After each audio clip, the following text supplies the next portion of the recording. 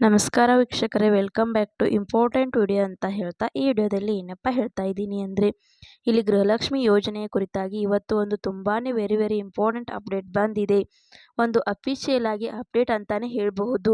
ಒಂದು ರಾಜ್ಯ ಸರ್ಕಾರದ ಕಡೆಯಿಂದ ಇಲ್ಲಿ ಸಾಕಷ್ಟು ಕಡೆ ಚರ್ಚೆ ಆಗುತ್ತಿದೆ. ನಿಮಗೆ ಗೃಹಲಕ್ಷ್ಮಿ ಯೋಜನೆ ಹಣ ಕೊಡಬೇಕಾ ಕೊಡಬಾರ್ದಾ, ಈ ರೀತಿ ಪ್ರತಿನಿತ್ಯನೂ ಕೂಡ ಚರ್ಚೆ ಆಗ್ತಾ ಇರುತ್ತೆ.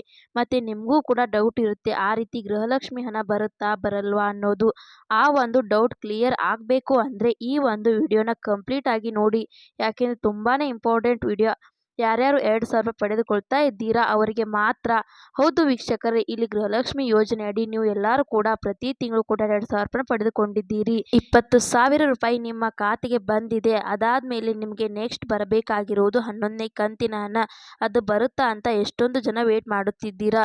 ಇನ್ನೊಂದಷ್ಟು ಜನ ಬರುತ್ತಾ ಬರಲ್ವಾ ಅಂತ ಡೌಟಲ್ಲೇ ಜನ ಕಾಲ ಕಳೆಯುತ್ತಿದ್ದೀರಾ.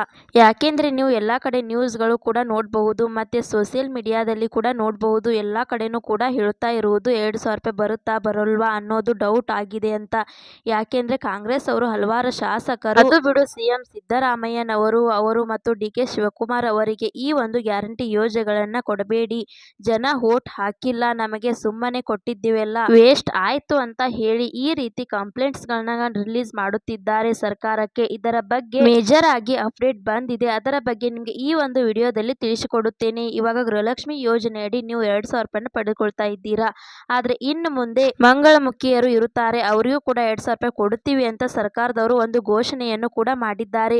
ಮತ್ತೆ ಇವಾಗ ಗೃಹಲಕ್ಷ್ಮಿ ಯೋಜನೆಯಡಿ ನಿಮಗೆ ಪ್ರತಿ ತಿಂಗಳು ಕೂಡ 2,000 ರೂಪಾಯಿ ಬರುತ್ತಿರುತ್ತಲ್ಲ, ಅದನ್ನ ಬರಬಾರದು ಅಂತ ಎಷ್ಟೊಂದು ಶಾಸಕರು ಏನ್ ಮಾಡುತ್ತಿದ್ದಾರೆ ಅಂದ್ರೆ ಒಂದು ಹೇಳುತ್ತಿದ್ದಾರೆ ಸರ್ಕಾರಕ್ಕೆ. ಸಿಎಂ ಸಿದ್ದರಾಮಯ್ಯನವರು ಆಗಿರಬಹುದು, ಡಿ.ಕೆ. ಶಿವಕುಮಾರ್ ಆಗಿರಬಹುದು, ಅವರಿಗೆ ಎಲ್ಲರಿಗೂ ಕೂಡ ಒಂದು ಲೆಟರ್ ಕೂಡ ಕೊಡ್ತಾ ಇದ್ದಾರೆ. ಯಾಕೆಂದ್ರೆ ಈ ಒಂದು ಕ್ಷೇತ್ರಗಳಲ್ಲಿ ಇದೆಯಲ್ಲ, ಕೆಲವು ಕ್ಷೇತ್ರದಲ್ಲಿ ಆ ಒಂದು ಶಾಸಕರು ಎಲ್ಲ ಸೋತು ಹೋಗಿದ್ದಾರೆ, ಮತ್ತೆ ಯಾರು ಕೂಡ ಗೆದ್ದಿಲ್ಲ ಕಾಂಗ್ರೆಸ್ ಕಡೆಯಿಂದ. ಅದರಿಂದ ಏನ್ ಮಾಡುತ್ತಿದ್ದಾರೆ ಅಂದ್ರೆ ಕಾಂಗ್ರೆಸ್ ಗ್ಯಾರಂಟಿಯನ್ನ ಏನು ಕೂಡ ಯೂಸ್ ಆಗಿಲ್ಲವೆಂದುಕೊಂಡಿಲ್ಲ, ವರ್ಕ್ ಆಗುತ್ತೆ. ಆದ್ರೆ ಎಲ್ಲ ಮಹಿಳೆಯರು ಒಂದು ವೋಟ್ ಹಾಕಬೇಕಾಗಿತ್ತು. ಎಲ್ಲ ಮಹಿಳೆಯರು ಕಾಂಗ್ರೆಸ್ಗೆ ಎಷ್ಟೊಂದು ಜನ ವೋಟ್ ಹಾಕಿಲ್ಲ. ಹಾಗಾದ್ರೆ ನಾವು ಗ್ಯಾರಂಟಿ ಏನಕ್ಕೆ ಕೊಡುತ್ತೀವಿ, ಮತ್ತೆ ಗ್ಯಾರಂಟಿ ಅಂದ್ರೆ ಜನರಿಗೆ ಯೂಸ್ ಎಲ್ಲ ಅನಿಸುತ್ತೆ ಅಂತ ಅವರು ಕೂಡ ಅರ್ಥ ಮಾಡಿಕೊಳ್ಳುತ್ತಿದ್ದಾರೆ. ಇದರ ಬಗ್ಗೆ ನಿಮಗೆ ಮೇಜರ್ ಆಗಿ ಒಂದು ಅಪ್ಡೇಟ್ ಬಂದಿರುವುದು ಅಫಿಷಿಯಲ್ ಆಗಿ. ಅದು ಏನೆಂದ್ರೆ, ಇಲ್ಲಿ ಗೃಹಲಕ್ಷ್ಮಿ ಯೋಜನೆಯಡಿ ಪ್ರತಿ ತಿಂಗಳು ಕೂಡ ಮಹಿಳೆಯರಿಗೆ 2,000 ರೂಪಾಯಿ ಬರುತ್ತಿದೆ. ಗೃಹ ಜ್ಯೋತಿ ಬರುತ್ತಿದೆ, ಮತ್ತೆ ಯುವ ನಿಧಿ ಬರುತ್ತಿದೆ, ನಂತರ ಶಕ್ತಿ ಯೋಜನೆ ಬರುತ್ತಿದೆ. ಶಕ್ತಿ ಯೋಜನೆ ಮತ್ತು ಸ್ಟಾಪ್ ಆಗಲ್ಲ,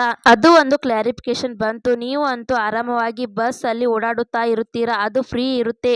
ಎಲ್ಲಾನು ಕೂಡ ತಲೆ ಕೆಡಿಸ್ಕೊಳ್ಬೇಡಿ. ಆದ್ರೆ ಹಣ ಕೊಡುವ ಯೋಜನೆಗಳಿವೆಲ್ಲ ಯುವ ನಿಧಿ ಸ್ವಲ್ಪ ಹೋಲ್ಡ್ ಮಾಡಿ ಬಿಟ್ಟಿದ್ದಾರೆ, ಹಣನೇ ಹಾಕುತ್ತಿಲ್ಲ ವಿದ್ಯಾರ್ಥಿಗಳಿಗೆ. ಅವರು ವೇಟ್ ಮಾಡ್ತಾ ಇದ್ದಾರೆ ಯಾವಾಗ ಬರುತ್ತೆ ಅಂತ. ಇಲ್ಲಿ ಗೃಹಲಕ್ಷ್ಮಿ ಯೋಜನೆಯದು 2,000 ರೂಪಾಯಿ ಕೊಡಬೇಕು ಕೊಡಬಾರದು, ಇದರ ಬಗ್ಗೆನೂ ಕೂಡ ಖುದ್ದಾಗಿ ಸರ್ವೆಯಲ್ಲಿ ಮತ್ತು ಚರ್ಚೆನೂ ಕೂಡ ಮಾಡುತ್ತೀವಿ ಅಂತ ರಾಜ್ಯ ಸರ್ಕಾರದವರು ಹೇಳಿದ್ದಾರೆ. ಈ ಒಂದು ಸರ್ವೆಯಲ್ಲಿ ನಿಮಗೆ ಎಲ್ಲಾನು ಕೂಡ ತೀರ್ಮಾನನೂ ಕೂಡ ಮಾಡುತ್ತೀವಿ.